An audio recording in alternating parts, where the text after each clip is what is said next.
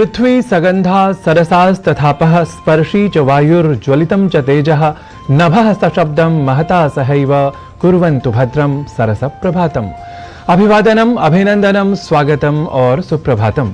सुप्रभात की वेला में सुप्रभातम नाम के हमारे विशेष कार्यक्रम के एक और नए अंक में आप सभी के लिए सविनय नमस्कार समर्पित करता पुनः उपस्थित हूं मैं नारायण दत्त मिश्र।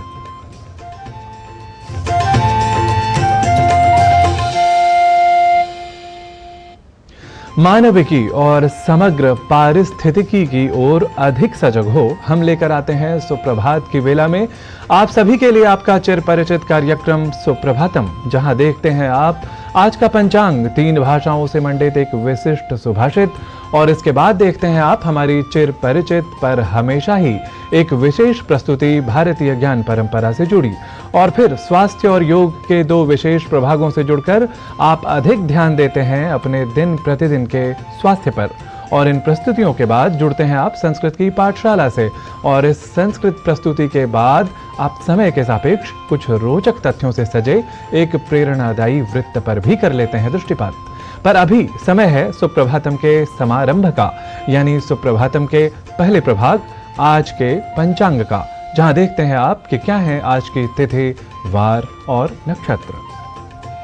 आज का पंचांग युगाब्द 5125, विक्रमी संवत 2080, शक संवत 1945, उत्तरायण, फाल्गुन मास, शुक्ल पक्ष, द्वादशी तिथि, बृहस्पतिवार, अश्लेषा नक्षत्र। आज का दिन सभी के लिए मंगलमय हो। सुप्रभातम अर्थात वह प्रभात जो सुंदर हो, हर दृष्टि और सृष्टि में सत्य, सुंदर और शिव की भावना हमें जगा जाए। और इसलिए हम अपनी दूसरी प्रस्तुति के साथ अर्थात सुभाषितम के साथ प्रस्तुत होते हैं आप सभी के समक्ष, जहां 3 भाषाओं यानी संस्कृत, हिंदी और अंग्रेजी के माध्यम से जान लेते हैं आप एक सुविचार, शुभ विचार। आइए जानते हैं कि आज सुभाषित में किस विचार की धार हमें कर रही है प्रेरणा देने का काम। मित्र स्वजन बंधुना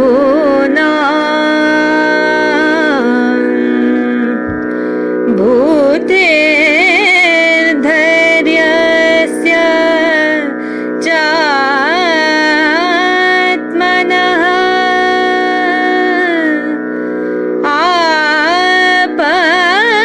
आपन्निकष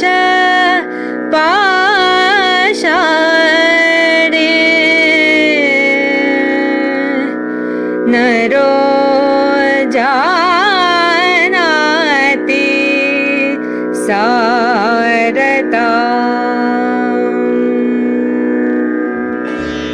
अपने मित्र, परिवारजन, अन्य परिचित अपनी बुद्धि व धैर्य के बल को व्यक्ति कठिन समय इस नाम की कसौटी पर जान सकता है। A man learns about the substance of friends, own people, relatives, intelligence, and courage of one's self upon the touchstone called difficulty. Bharat में ज्ञान का एक लंबा इतिहास है और हमारी भारतीय ज्ञान परंपरा निरंतर प्रवाहमान भी है। इसी क्रम में आज हम आपको जल संग्रहण के विषय में बताएंगे। अथर्ववेद में भी यह उल्लेख है कि वर्षा के जल को संरक्षित किया जाना चाहिए क्योंकि यह सर्वाधिक शुद्ध व हमारे लिए अत्यंत कल्याणकारी होता है। भारत में पारंपरिक जल संरक्षण की प्रविधियों को आधार बनाकर चित्तौड़गढ़ के किले के महत्व के बारे में आज जान लेते हैं हमारे सहयोगी जनेंद्र सिंह की रिपोर्ट के माध्यम से।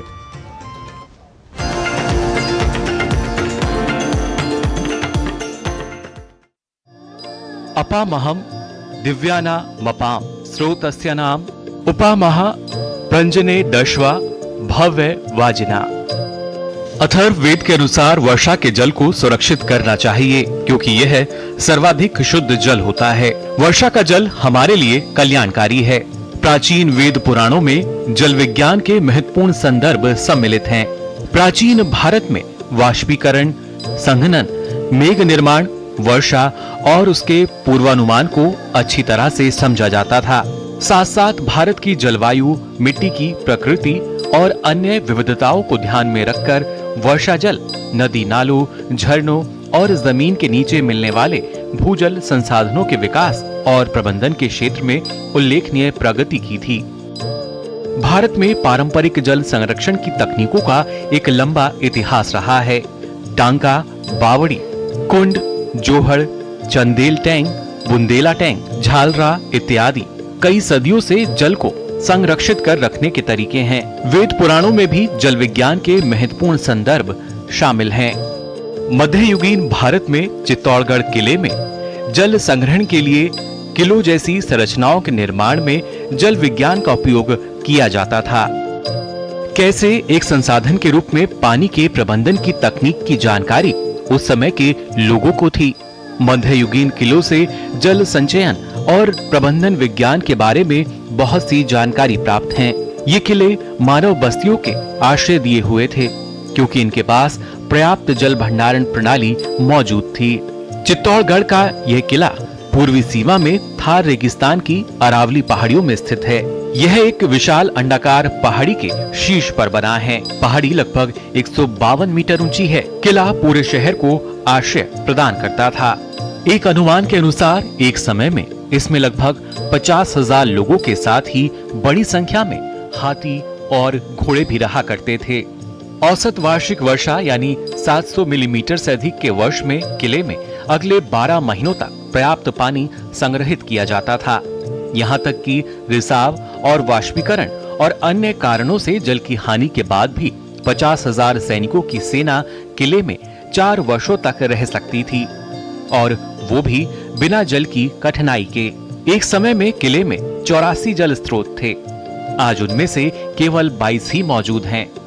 इनमें तालाब, कुएं और बावड़ियां शामिल हैं। इनमें पानी किस तरह संग्रहित होता था? ये मूल रूप से भूमिगत स्रोतों और वर्षा जल संचयन स्रोत थे। इसमें भूजल संग्रहित होता है और जल रेत और चट्टान की भूजल संरचनाओं के माध्यम से निर्मित जल युक्त चट्टानी परतों के माध्यम से धीरे धीरे रिसता रहता है। एक जल युक्त चट्टानी परत यानी एक्विफर जब जल से इतना भर जाती है कि उससे भूमि सतह से पानी बहने लग जाए तो उसे झरना कहते हैं। वर्षा जल संग्रहण मूल रूप से जमीन पर गिरे वर्षा के जल का भंडारण करना है, जिसका उपयोग बाद में किया जा सके। चित्तौड़गढ़ के किले में सभी तालाबों में प्राकृतिक जल संग्रहक स्रोत हैं। चित्तौड़ के निर्माणकर्ताओं ने न केवल सतही जल को संग्रहित किया, बल्कि भूमिगत रिसाव को भी सजेया था। कुंड और बावड़ियां तालाब के नीचे बनाए गए ताकि बाद में होने वाला रिसाव बर्बाद ना हो। 500 हेक्टेयर से अधिक क्षेत्र में फैला किले का लगभग 40% हिस्सा जल स्रोतों से घिरा है। जलाशय की औसत गहराई लगभग 2 मीटर है। यदि इस हिसाब से सभी जलाशयों की क्षमता की गणना की जाए तो सभी लगभग 4 अरब लीटर जल को भंडारित रखते हैं। इससे स्पष्ट है कि उस समय जल प्रबंधन पर विशेष ध्यान दिया जाता था। चित्तौड़गढ़ का ये किला वर्षा जल संचयन के लिए उदाहरण प्रस्तुत करता है, जो भारतीय ज्ञान, वास्तुकला और जल विज्ञान को दर्शाता है। जनीन सिंह की रिपोर्ट, डीडी न्यूज।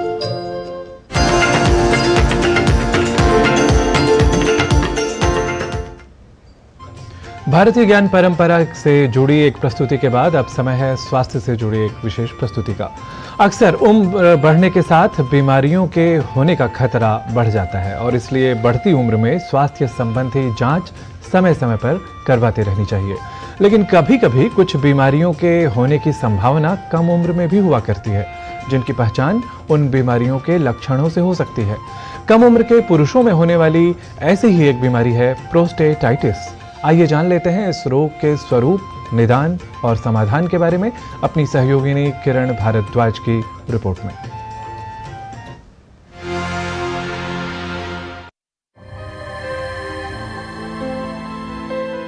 पुरुषों में प्रोस्टेट की समस्याएं आम हैं, जिसकी वजह से मूत्र संबंधित समस्याओं के लक्षण उत्पन्न होते हैं। प्रोस्टेट यानी गुदूद ग्रंथि पुरुषों के मूत्राशय के नीचे स्थित होती है, जो कई छोटी ग्रंथियों से मिलकर बनती है। गुदूद ग्रंथि यानी प्रोस्टेट, जिसे पौरुष ग्रंथि भी कहा जाता है, ये पुरुषों के प्रजनन तंत्र का अहम भाग होती है। ये एक द्रव का निर्माण करती है जो शुक्राणुओं को सुरक्षित रखने में सहायक होता है। प्रोस्टेट ग्लैंड यानी पौरुष ग्रंथि से जुड़ी कई समस्याएं हो सकती हैं। इस ग्रंथि में सामान्य बैक्टीरियल इन्फेक्शन से लेकर कैंसर जैसे गंभीर रोग हो सकते हैं। प्रोस्टेटाइटिस यानी गुदूद ग्रंथि में सूजन और जलन कम उम्र के पुरुषों में होने वाली एक आम समस्या है। एक्यूट प्रोस्टेटाइटिस जिसको बोलते हैं प्रोस्टेट ग्रंथि में इन्फेक्शन होना, इनके इंपॉर्टेंट साइन जो हम लुक करते हैं वो है पेशाब में सफ़ेद सफ़ेद सा मवाद आना जिसको हम पायूरिया कहते हैं। पेशाब काफ़ी दर से आता है और जलन से आता है जिसे हम डिस्यूरिया भी कहते हैं। पेशाब बार बार आता है, फ्रीक्वेंसी के साथ आता है और कई बार अंत में उसमें 1-2 बूंद खून भी पाई जा सकती है जिसको हम स्ट्रेंगुरी बोलते हैं। और ये सब लक्षण है जो पेशाब के इन्फेक्शन इंडिकेट करते हैं। इसके अलावा मरीज को बहुत बुखार हो सकता है, कमजोरी हो सकती है और खून की कमी अनीमिया भी कॉज कर सकता है। अगर ये इन्फेक्शन क्रॉनिक हो जाती है तो ये एक्यूट प्रोस्टेटाइटिस से क्रॉनिक प्रोस्टेटाइटिस भी बन जाता है। अंडकोश में सूजन भी आ सकती है जिसको हम एपिडिडमोऑर्काइटिस बोलते हैं और वहां तब मरीज अंडकोश की सूजन के साथ और दर्द के साथ आता है। बीमारी की पहचान के लिए गुदूद ग्रंथि से संबंधित जांच की आवश्यकता होती है। प्रोस्टेटाइटिस को सस्पेक्ट करने के लिए हमें डिजिटल रेक्टल एग्जामिनेशन करके प्रोस्टेटिक मसाज या एक्सप्रेस्ड प्रोस्टेटिक सिक्रीशन दिया जाता है और उसमें अगर 20 से ज़्यादा पसल आए तो उसका डायग्नोसिस प्रोस्टेटाइटिस भी इस्टेब्लिश किया जाता है। अगर ये ना किया जाए या मरीज इसे निगलेक्ट करे तो प्रोस्टेटिक एब्सेस बन जाता है जिससे मरीज की हालत बहुत ख़राब हो जाती है, बहुत बुखार आ जाता है और उसकी खाने पीने की क्षमता और कमजोरी आने के कारण ऐसे मरीज को सेप्सिस के कारण भर्ती भी करना पड़ता है। इसका इलाज ज़्यादातर इन्वॉल्व है एंटीबायोटिक देना। ज़्यादातर ये ओपीडी बेसिस पे इलाज किया जा सकता है पर कुछ मरीजों में भर्ती की ज़रूरत पड़ सकती है, खासकर जिनमें एब्सेस बन गया और एब्सेस को ड्रेन करने की ज़रूरत है। कुछ मामलों में इलाज लंबे समय तक चलता है। सही इलाज द्वारा प्रोस्टेटाइटिस को ठीक किया जा सकता है। किरण भारद्वाज, डीडी न्यूज।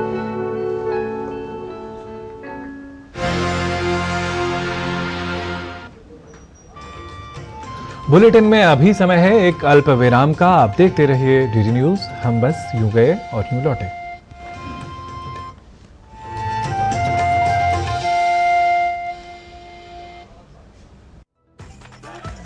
मैं क्या जी, सब जानते हैं जहां दिखे मारियो, अपना समझ के खा लियो। चुलबुलापन जिसकी हर बात में भूल जाए, मेरी जैसी मेरी अपनी पताका चाय, गजब का स्वाद। Delivery boy has picked your order. अरे भाई पता है भूख लगी है। 30 मिनट का मैसेज नोटिफिकेशन आया था ना। मैसेज के सारे थोड़ी बैठ सकते हैं। कल आपने कुछ शेयर्स बेचे थे ना? हाँ, तो चेक किया? मैसेज आया तो था। सिर्फ मैसेज काफी नहीं है। आप शेयर मार्केट में कोई भी ट्रांजैक्शन करते हैं ना तो स्टॉक एक्सचेंज से आए SMS या ईमेल को अपने डीमैट अकाउंट और बैंक स्टेटमेंट के साथ भी टैली कीजिए। बेटा भूख में ना दिमाग बंद हो जाता है। सोचकर समझकर इन्वेस्ट कर।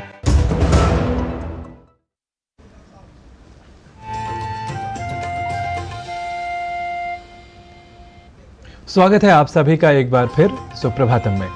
स्वास्थ्य की रक्षा के लिए आधुनिक विज्ञान द्वारा निरूपित समस्या, निदान और समाधान के स्वरूप को अभी आपने है जाना और अब क्रम है योग का, जो प्राचीन होते हुए भी स्वयं में अद्यतन व अधुनातन के स्वरूप को रखता है समाविष्ट।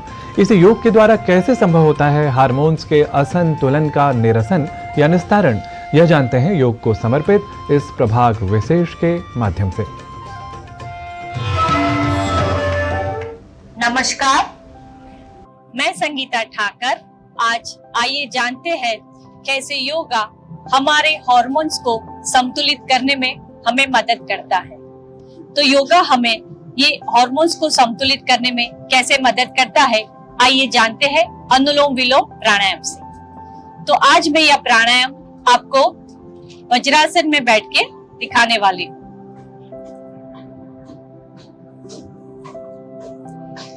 वज्रासन में बैठेंगे, spine straight, shoulder relaxed, Vishnu मुद्रा बनाएंगे, लेफ्ट नोस्ट्रिल बंद, right inhale, 1 2, hold 1 2 3 4, left exhale, 1, 2, left inhale, 1, 2, hold, 1, 2, 3, 4, right exhale, 1, 2, suspend, 1, 2, left inhale, 1, 2, hold, 1, 2, 3, 4, right exhale, 1, 2, right inhale, 1, 2, hold, 1, 2, 3, 4, left exhale, 1, 2, suspend, 1, 2, slow release, normal breathing. तो ये हुआ हमारा एक round complete. आप कम से कम 5 राउंड इसकी practice कर सकते हो और हर एक राउंड के बीच में एक नॉर्मल ब्रीदिंग, एक या नॉर्मल ब्रीदिंग करना जरूरी है। Cardiac patient, BP and pregnant woman इसे होल्ड या सस्पेंड करके ना करें। बिना होल्ड के आप ये प्राणायाम कर सकते हैं। तनाव के कारण भी हमारे हार्मोन्स असंतुलित होते हैं, तो कोशिश करेंगे ज्यादा से ज्यादा खुश रहने की। सो योगा करिए एंड खुश रहिए। जानते हैं कुछ प्रैक्टिकल टिप्स हमारे गुरु माँ श्री हंसा जी योगेंद्र जी से। नमस्कार। हमारे शरीर के हार्मोन्स अगर बैलेंस पे ना हो तो काफी गड़बड़ हो सकती है। स्वास्थ्य तो बिगड़ ही सकता है, मन की स्थिति भी काफी खराब हो सकती है।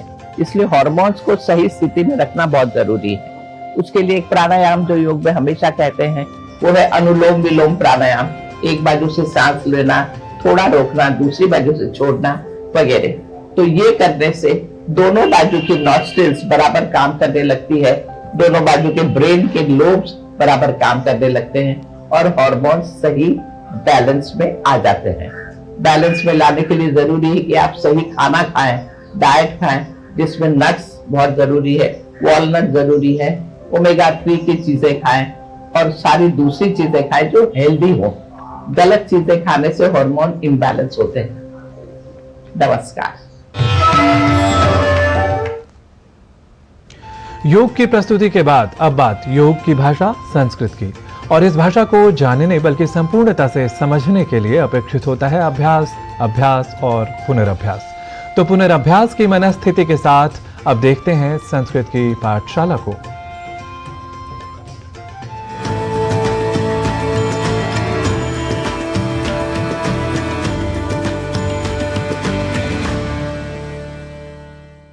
मित्राणि नमो नमः।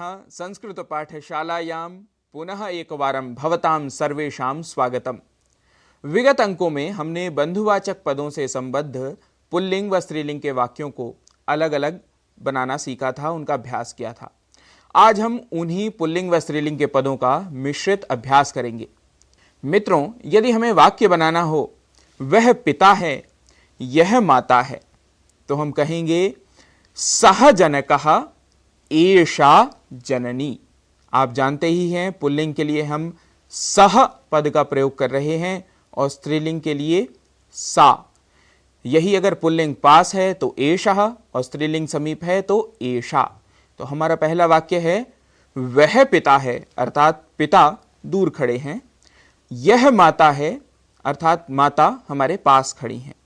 तो वाक्य हमने बनाया है सह जनकः एषा जननी। और यदि हमें वाक्य बनाना हो वह माता है, यह पिता है, तो हम कहेंगे सा जननी एषः पिता। आइए उदाहरण से और भी सीखते हैं। पहला वाक्य है वह दादा है, यह दादी है, तो वाक्य बनाएंगे सह पितामहः एषा पितामही। वाक्य है वह नानी है, यह नाना है, सा मातामही एषः मातामहः। वह बड़ी बहन है, यह छोटा भाई है, सा अग्रजा एषः अनुजः। वह सास है, यह बहू है। सा श्वश्रूः एषा स्नुषा। वह पति है, यह पत्नी है। सह पतिः एषा पत्नी। आप सभी को भी अब वाक्य बनाने के लिए आत्मविश्वास आ ही गया होगा। तो अब मैं हिंदी के 2-3 वाक्य बोलता हूं जिनकी आप संस्कृत बनाइए।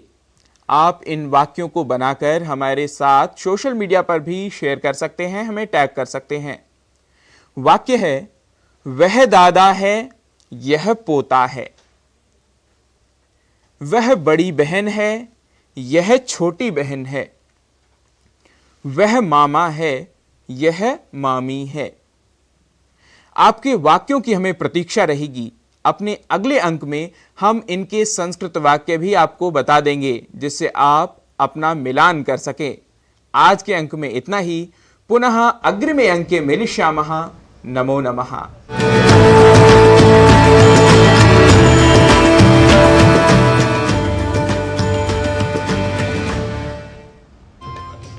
निसंदेह सभी में ज्ञान का प्रसार भारतीय ज्ञान परंपरा का मूल आधार है। ज्ञान की ज्योति से समाज, देश और विश्व को आलोकित करना भारतीय परंपरा में समाहित है। इसी परंपरा को आगे बढ़ाने के लिए रांची में चल रही है एक अनोखी पाठशाला। देख लेते हैं एक वृत्त।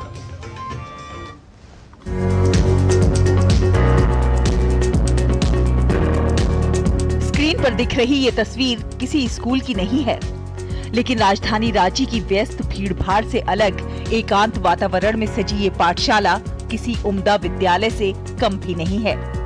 वो इसलिए कि यहाँ बच्चों को केवल किताबी ज्ञान नहीं, बल्कि जीवन जीने का सलीका और बेहतर नागरिक बनने के गुर भी सिखाए जा रहे हैं। ये पाठशाला हर रविवार और हर छुट्टी के दिन में सजती है। आज से ठीक 1 साल पहले केवल 15 बच्चों से शुरू हुई इस पाठशाला का कुनबा अब काफी बड़ा हो गया है। इसे शुरू करने वाले युवाओं ने इसे नाम दिया है कर्तव्य पथ, जो इस पर बिल्कुल सटीक बैठता है। एक सेंटर पे जब हमें असर दिखने लगा तो हमने यहीं पास में 100 मीटर दूर पे दूसरा सेंटर चालू किया। एक और सेंटर है आधा किलोमीटर दूर, कठल टोली बोलते हैं वहाँ पे। फिर हमने चौथा सेंटर बीआईटी मशरा में चालू किया है। और पर्पस यही है कि जितना मैक्सिमम सेंटर्स हम लोग शुरू करें जो सस्टेनेबल हो, एक बार शुरू हो तो लगातार चलता रहे, वहाँ के बच्चे सीखे। हम लोग बहुत रेगुलरली इस चीज़ को चेक करते हैं, टेस्ट करते हैं कि जो बच्चे आ रहे हैं वो सीख पा रहे हैं कुछ की नहीं। सेंटर्स बढ़ते जाएं, बच्चे इन्वॉल्व होते जाएं और वो सीखते जाएं। इस पाठशाला के छात्र शिवा को अब मैथ के ऐसे ट्रिक और शॉर्टकट्स आते हैं कि वो आसानी से सवालों को हल कर लेता है। रूपा कहती हैं कि घर से ज्यादा उन्हें यहाँ मन लगने लगा है। यहाँ आए तो मुझे बहुत अच्छा लगा, सब चीज सीखने के लिए लगा, अच्छा लगा, सब चीज पढ़ने के लिए भी बहुत मजा लगता है हमेशा। मैं यहाँ कर्तव्य पथ क्लास में 6 महीना से आ रहा हूँ। मुझे यहाँ बहुत सारे मैथ के ट्रिक्स और बहुत सारे शॉर्टकट चीज मिले जिससे मैं मैथ में अब जल्दी से जल्दी सॉल्व कर पाता हूँ।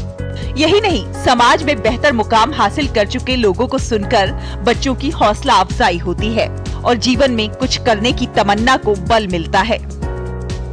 सबको अच्छे सीखते हैं, अच्छे बात, बड़ों से कैसे बात करना है, छोटों से सभी को अच्छा व्यवहार करना सिखाया जाता है। और यहाँ पे सभी को अच्छे, बाहर से बहुत लोग आते हैं मिलने के लिए यहाँ पे, और हमें लोग को मिलने से बहुत अच्छा लगता है उन लोगों से। फिलहाल रांची के 4 ऐसे इलाकों में कर्तव्य पथ संचालित हो रही है जहां ज्यादातर गरीब तबके और दिहाड़ी मजदूरी करने वाले निवास करते हैं। जाहिर है यहाँ बच्चों के लिए स्वच्छ और स्वस्थ वातावरण का बिल्कुल अभाव था, लेकिन अब भरोसा है कि एक बार आप इस पाठशाला का भ्रमण करें, आप निराश नहीं होंगे और आपको ऊर्जा भी मिलेगी। अवधेश गौतम के साथ दिवाकर कुमार की रिपोर्ट, डीडी न्यूज। तो सुप्रभात की वेला में ये थी हमारी समग्र प्रस्तुति सुप्रभातम की। इन्हीं प्रस्तुतियों में नया रंग भरने को तत्पर हम आएंगे इसी समय कल एक और नई प्रस्तुति के साथ। तब तक के लिए मुझे पूरी टीम के साथ दीजिए अनुमति। नमो नमः, नमश्च भवद्भ्यः।